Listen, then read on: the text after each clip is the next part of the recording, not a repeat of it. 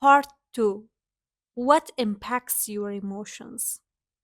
Your mind operates on the famous computing principle of GIGO, garbage in, garbage out. If you do L, speak L, and think L, the residue is going to leave you sick. If you do well, speak well, and think well, the outcome is going to be well. Swami, a million thoughts. Emotions are complex, and a variety of factors influence how you feel. In this section, we will cover some of the elements affecting what drives your emotions. The good news is you have some control over them. If we exclude spontaneous emotional reactions resulting from your survival mechanism, most of your emotions are self created. They result from the way you interpret thoughts or events. However, these aren't the only elements that affect your emotional state. Your body, your voice, the food you eat, or how much you sleep also play a role in determining the quality of your emotions and therefore the quality of your life. Let's see how each of these elements impact your emotions. The impact of sleep on your mood.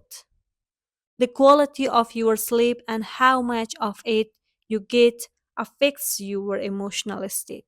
You have probably experienced the side effects of sleep deprivation yourself. Perhaps you felt grumpy, unable to concentrate, listless, or had difficulty dealing with negative emotions.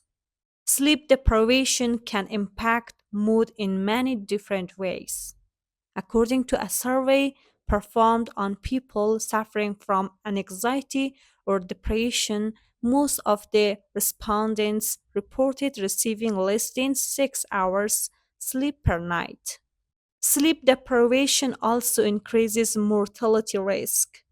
A 2016 study conducted by researchers at a nonprofit organization, Rand Europe, estimated that people sleeping less than 6 hours a night had a 13% increased mortality risk than people sleeping between 7 and 9 hours.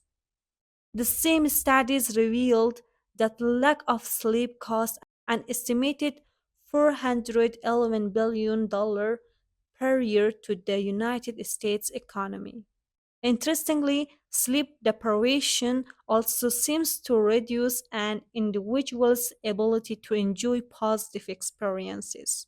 One study shows that while people who had enough sleep did experience a positive effect from such experiences, no such effect was generated in people who were sleep deprived.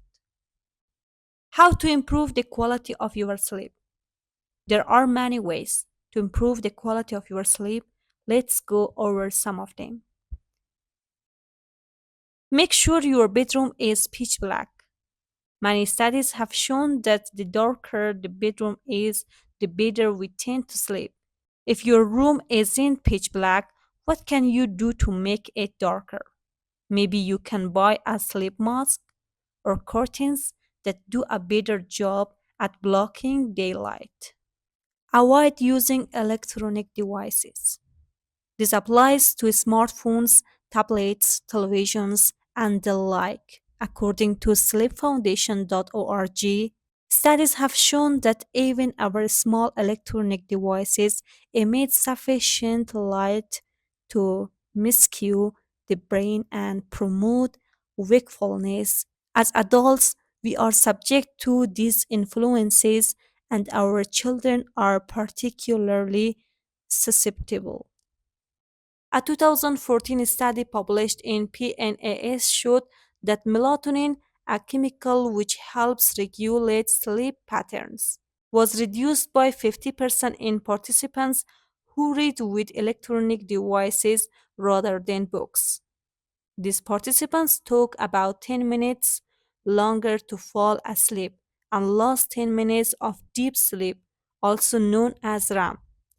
Participants also reported feeling less alert in the morning. If your device has a light setting for nighttime use, it may still have a negative impact on your sleep. But just test the night setting and see if it makes a difference to your sleep patterns. If you absolutely have to use electronic device at night, considering wearing glasses that block the blue light they emit. It's best to put the glasses on a few hours before you go to bed. Relax your mind.